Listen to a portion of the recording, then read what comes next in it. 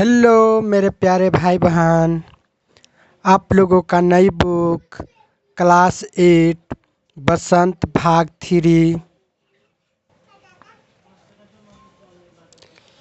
अध्याय 6 यह सबसे कठिन समय नहीं। आज इस चैप्टर का सभी प्रश्नों का हल आसान और सरल तरीका से हम समझेंगे। प्रश्न अभ्यास पाठ से प्रश्न 1 में कराए, यह कठिन समय नहीं है। यह बताने के लिए कविता में कौन कौन से तर्क प्रस्तुत किए गए हैं, स्पष्ट कीजिए। प्रश्न 1 का उत्तर हम यहाँ से समझेंगे। आप अपने कॉपी में ऐड करते जाएंगे। यह बताने के लिए कवित्री ने घोंसला बनाने के प्रयास करती चिड़िया गिरते पत्ते को थामने वाले हाथ प्रतीक्षा करते यात्रियों के लिए आई रेलगाड़ी तथा नानी की कहानी सुनने की लालसा आदि तर्क प्रस्तुत किए हैं। 1 नंबर का उत्तर आप लोग इस प्रकार से अपने कॉपी में ऐड करते जाएंगे। चलते हैं अगले क्वेश्चन की तरफ। प्रश्न 2 में कह रहा है, चिड़िया चोंच में तिनका दबाकर उड़ने की तैयारी में क्यों है? वह तिनकों का क्या करती होगी, लिखिए। तो इसको हम 2 नंबर का उत्तर हम यहाँ से समझेंगे। चिड़िया तिनकों से घोंसला बनाती है। वह अपने बच्चों के लिए रहने की जगह यानी घोंसला बनाना चाहती है, इसलिए वह तिनके को चोंच में दबाकर उड़ने की तैयारी में है ताकि जल्दी घोंसला बना सके। समझ गए? उम्मीद करते हैं कि आप लोग बढ़िया से क्वेश्चन का उत्तर समझ रहे होंगे। चलते हैं नेक्स्ट क्वेश्चन की तरफ। प्रश्न हम 3 समझेंगे। कहता है, कविता में कई बार अभी भी का प्रयोग करके बातें रखी गई हैं। अभी भी का प्रयोग करते हुए 3 वाक्य बनाइए और देखिए उनमें लगातार निरंतर बिना रुके चलने वाले किसी कार्य का भाव निकल रहा है या नहीं। देखिए, वाक्य बनाना है, अभी और भी का प्रयोग करके 3 वाक्य बनाना है। उसमें देखना है कि भाव निकल रहा है या नहीं। तो हम देखिए, इसको हम अभी और भी का प्रयोग कैसे करते हैं। प्रश्न 3 का उत्तर हम यहाँ से लिखेंगे। देखिए, 1 नंबर में कह रहा है, तुम अभी भी सुबह उठकर योगा या व्यायाम करते हो। फिर दूसरा में लिखे हैं, तुम अभी भी बस से दफ्तर जाते हो। तीसरा में, तुम अभी भी उसी दफ्तर में काम करते हो। देखिए, अभी का प्रयोग हम किए हुए हैं। यहाँ बोल रहा था कि अभी का प्रयोग करने के लिए, तो देखिए इसमें अभी दिया हुआ है। देखिए, जब दिया हुआ है ना, तो इसी का प्रयोग हम किए हुए हैं। यहाँ पे देख सकते हैं, अभी का प्रयोग किया है, इसमें भी अभी का प्रयोग किया है, इसमें भी किए हैं। और अभी तीनों का निष्कर्षण हम यहाँ समझेंगे। यदि किसी एक शब्द को 2-3 वाक्यों में प्रयोग किया जाए तो वे वाक्य चाहे कितना अलग हो, उसमें एक निरंतरता आ जाती है। इस तरह 3 नंबर का लिख लेंगे। पहले यहाँ से यहाँ तक, उसके बाद यहाँ से यहाँ तक लिख लेगा। उम्मीद करते हैं कि बढ़िया समझ गए होंगे। प्रश्न 4 समझेंगे। नहीं और अभी भी को एक साथ प्रयोग करके 3 वाक्य लिखें। 3 वाक्य लिखिए और देखिए नहीं अभी भी के पीछे कौन कौन से भाव छिपे हो सकते हैं। इसको भी हम नहीं अभी भी का प्रयोग करके वाक्य बनाएंगे 3 ठो। 4 नंबर का उत्तर हम इस प्रकार से समझेंगे। पहला वाक्य देखिए, पहला वाक्य है, उत्तर में लिखे हैं राम अभी भी किताब से नहीं पढ़ रहा है।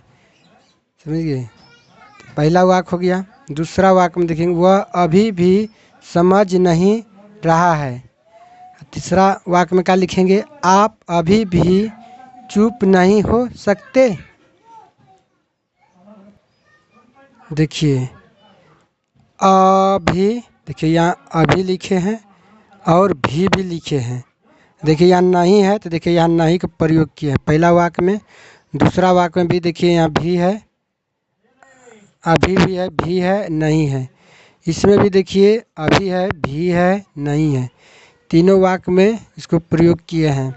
अब हम इसको थोड़ा सा और लिखेंगे। इसको लिखेंगे ऊपर युक्त वाक्यों में पहले वाक्य में बहुत दिनों तक बात ना कर पाने का भाव छिपा है।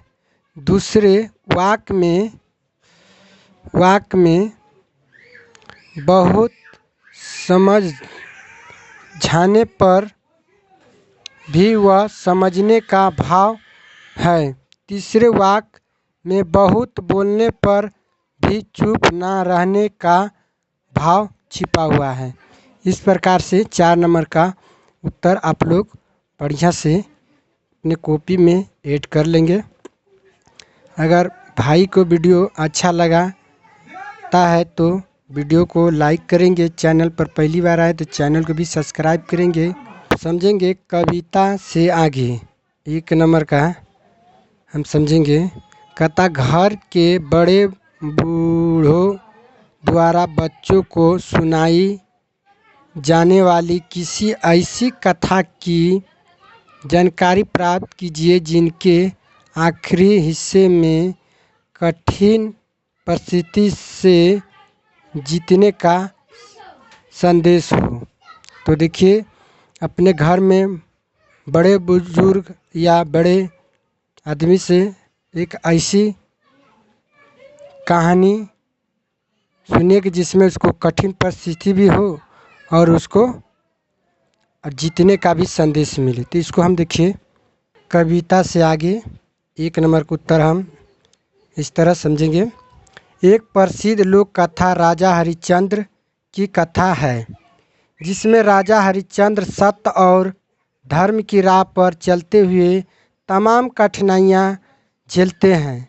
उन्हें अपना राजपाट, परिवार और सब कुछ खोना पड़ता है, परंतु अंत में सत्य की विजय होती है और उन्हें सब कुछ पुनः प्राप्त होता है। इस कहानी से यह संदेश मिलता है कि कठिन परिस्थितियाँ भी हार नहीं हैं यदि हम सच्चाई और धैर्य से टिके रहें। इस तरह उतार लेंगे 1 नंबर का। समझ गए। इस कहानी में राजा हरिश्चंद्र अपने सत्य और धर्म की राह पर चलते हुए सारी राजपाट, धन दौलत, जहाँ तक अपने परिवार और बेटों को भी खो दिया।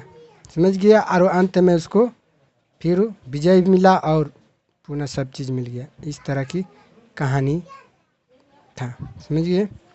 चलते हैं नेक्स्ट क्वेश्चन की तरफ।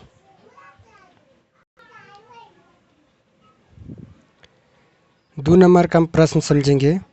कहता आप जब भी घर से स्कूल जाते हैं कोई आपकी प्रतीक्षा कर रहा होता है तो सूरज डूबने का समय भी आपको खेल के मैदान से घर लौट चलने की सूचना देता है कि घर में कोई आपकी प्रतीक्षा कर रहा है।